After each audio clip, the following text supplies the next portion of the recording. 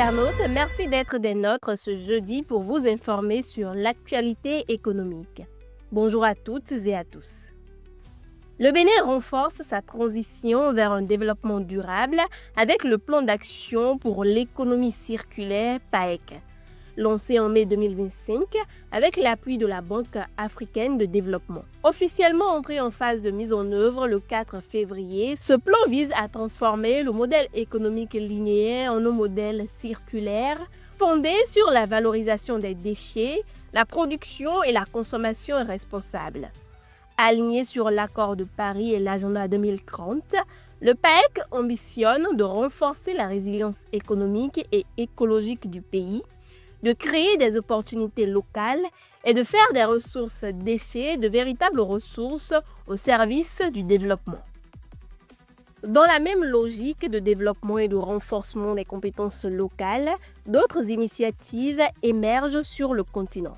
MTN Ghana a annoncé une contribution de 2 millions de dollars au programme gouvernemental 1 Million Coders destiné à former 1 million de jeunes aux compétences en codage et technologies numériques.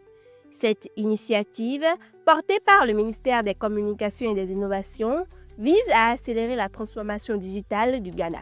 MTN soutiendra la formation en codage, développement logiciel et compétences numériques clés afin de renforcer l'employabilité des jeunes.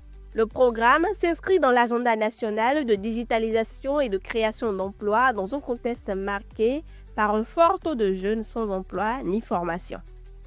Ces efforts s'inscrivent également dans une dynamique énergétique et durable où le solaire devient un moteur clé de croissance.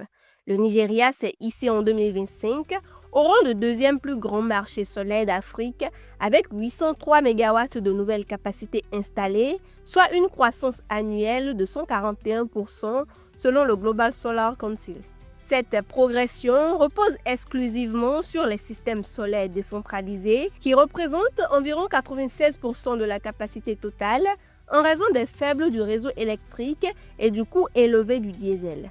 Le stockage par batterie a également progressé avec une hausse de plus de 300% en un an. Des réformes réglementaires récentes ont soutenu cette amélioration. À l'échelle régionale, le Nigeria a attiré la croissance du solaire en Afrique de l'Ouest, appelée à s'accélérer entre 2026 et 2029.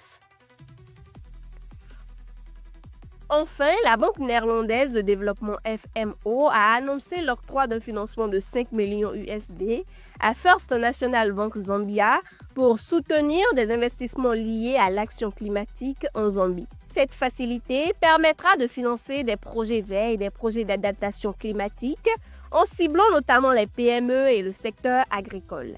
L'initiative répond à la demande croissante de solutions solaires et d'investissements résilients face aux pénuries d'électricité et aux impacts climatiques. C'est l'essentiel à retenir. Merci de toujours nous choisir pour vous informer.